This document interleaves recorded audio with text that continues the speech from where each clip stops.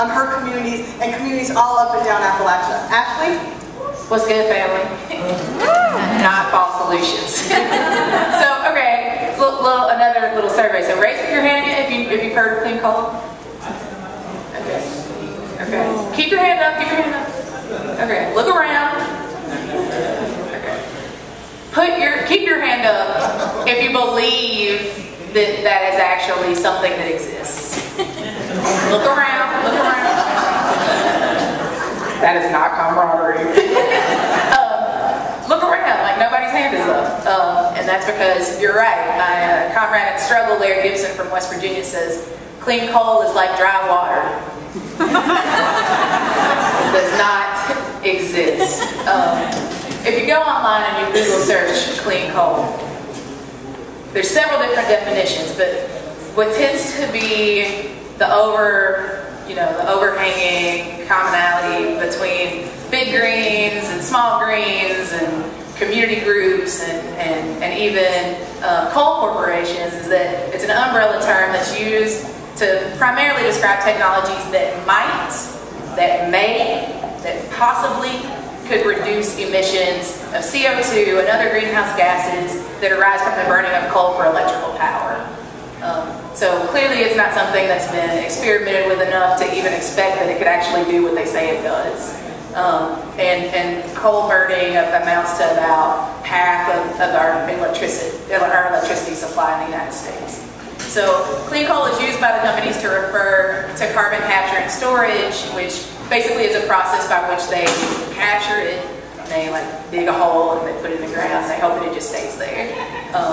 Clearly, that's not something that's ever been proven to work. There's no idea if it will actually stay in the ground. There's no idea what will happen if it comes out. Will communities asphyxiate and die because CO2 is just emitted in a big bubble? What could happen? We don't know. There's no solution to that in our communities, and these are the things, along with REDs, that like these corporations and that these governments are pushing as a solution. Carbon capture and storage doesn't stop pollution. It doesn't replace a fossil fuel. It just creates a system by which they can continue to pollute in the way that they pollute. It doesn't stop the dirty life cycle of coal. It doesn't address mountaintop removal or even underground mining, but especially mountaintop removal, which is even an even worse form of it. They blast off anywhere between up to 800 feet of a mountaintop. They destroy all the lumber there. They barely sell any of it. They throw it down into the valleys in between the mountains, and they destroy the watersheds. It's a horrible practice. Clean coal doesn't address, it cannot fix the problems that mountaintop removal puts out there in our states. Central Appalachia is the region of West Virginia, the entire state, part of Virginia, Northeast Tennessee, and Kentucky. And it's destroying one of the most biologically diverse hardwood forests in our country in the Western Hemisphere. It's the mountains that repopulated the seabed for us after the Ice Age. We're in a time of climate change when we don't know what's going to happen, and we're destroying the very thing that might be able to keep us alive.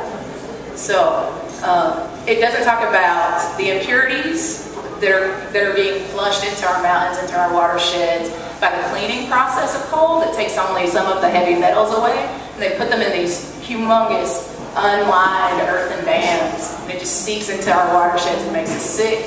The ash from burning it is also placed in similar earthen dams, and some of you may have heard about that TVA ash disaster about an hour and a half away from where I live in Harriman, Tennessee, near Knoxville, Tennessee, where billions of gallons of coal sludge just flushed out into the New and Gully rivers and destroyed people's homes and health.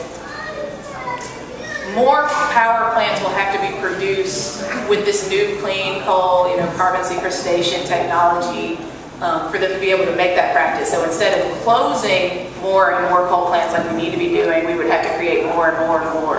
And they tend to be in low-income communities of color.